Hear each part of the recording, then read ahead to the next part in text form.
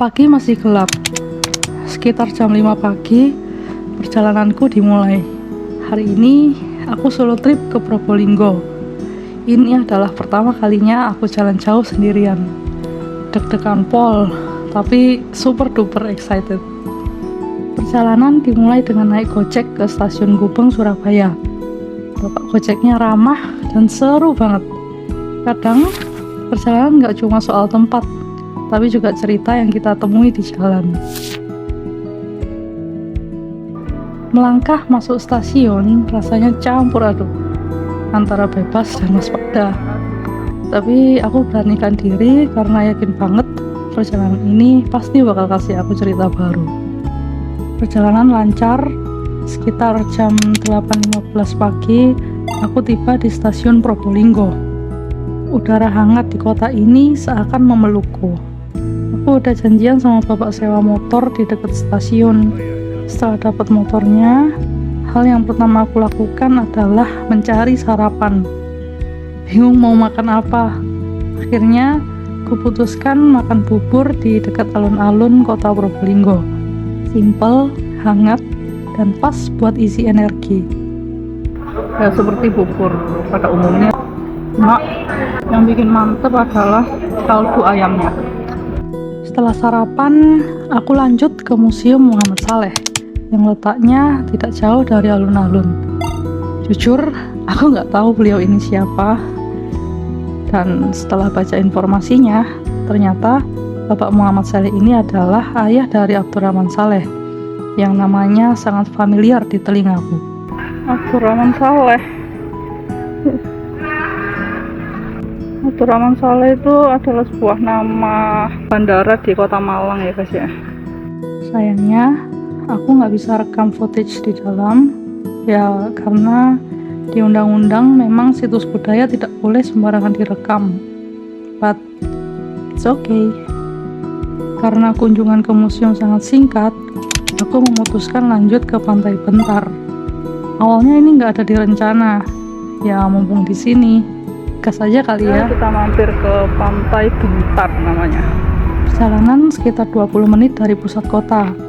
Tiket masuknya 20.000 dan parkir motor 3.000. Terima kasih. Bismillah, pesona pantai utara guys.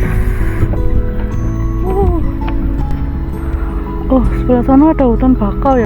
Pengen sih masuk ke sana, cuma kok kayaknya agak seram ya. Di Surabaya kan kita bisa lihat Pulau Madura tuh deket banget ya di depan. Kalau ini sebenarnya di depan sana itu masih Pulau Madura sih, cuma jauh gak kuetok ya. Laut mengajarkan kita tak semua yang dalam itu terlihat, dan tak semua yang tenang itu kosong. Hidup pun begitu, luas, misterius, dan indah jika kita mau berhenti sejenak untuk menikmatinya. Wede, ini kita bisa turun situ. Terus nanti neono hiu ya opo? Tidak ada pasirnya, tapi dibangun wahana-wahana. Setelah dari pantai, aku sholat zuhur dan istirahat sejenak di Masjid Agung Probolinggo. Ada damai yang tidak bisa dibeli saat kita letakkan segala lelah lalu bersandar pada Sang Pencipta. Selesai sholat dan beristirahat, aku cari makan siang. Nasi jagung khas Probolinggo. Ibunya ramah banget. Aku izin ambil video, ibunya malah cerita proses masak nasi jagungnya. Sama air Bu Susi, beras jagungnya, oh dihitung, tapi gak kaku. Oh momen begini nih yang bikin solo trip terasa hangat, seperti bertemu keluarga sendiri. Sore tiba, aku lanjut ke hutan bakau Bejai. Masuk area pelabuhan bayar 5.000 dan masuk ke wisatanya bayar 15.000 per orang. Ada fasilitas naik kereta kalau nggak mau jalan, tapi aku memilih untuk berjalan. Suasananya alami banget. Suara burung, ombak laut, dan angin berpadu syahdu. Aku ke hutan bakau ya. Insya Allah. What is that? aku nggak ada temennya tuh. Aku jalan sendiri. Bakau ini nggak cuma cantik ya, dia adalah pelindung garis pantai dari abrasi, tempat hidup beragam hewan, dan penjaga ekosistem.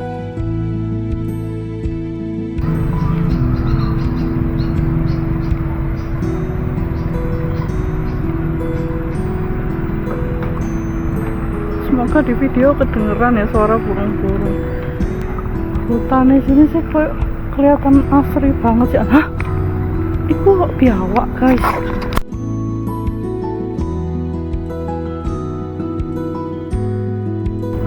Ini kayak dibudidaya ya guys. Tapi masya Allah sih, langitnya bagus banget hari ini. Sekitar 1 kilometer aku jalan ke ujung, aku menemukan spot nyaman untuk berdiam menikmati sunset. Spot bagus untuk melamun ini. Kita nggak perlu kemana-mana kok untuk menikmati hidup. Cukup diam, tersenyum, dan bersyukur atas apa yang Tuhan berikan pada kita. Malam mulai menyelimuti kota. Ini yang aku tunggu-tunggu. Aku punya janji istimewa dengan seseorang bernama Ina. Ini teman KKN-ku yang kurang lebih 9 tahun kita nggak pernah ketemu. Deg-degan banget ketemu dia lagi. Hai Ina. Tapi syukurlah Ina orangnya seru. Obrolan kita juga ngalir. Sebelum pulang, aku tagih pelukan yang pernah dia janjikan di chat sebelum kita ketemu. Mana katanya mau dipeluk? Iya ya. Udah minder lah ya. Senang banget bisa ketemu lagi. Semoga Ina sehat selalu, bahagia, rezeki dan segala urusannya dilancarkan ya. Amin. Jam 9.20-an aku antar Ina pulang, lalu segera balik ke stasiun. Habis sholat isya, sambil nunggu kereta datang, aku ngedit tipis-tipis vlog ini. Entah kenapa, sedih banget meninggalkan kota ini. Setiap perjalanan memiliki akhir, setiap pertemuan pasti ada perpisahan. Ini saatnya kembali ke hiruk-pikuk kehidupan. Dan sampai jumpa pada Questoria selanjutnya. Bye-bye.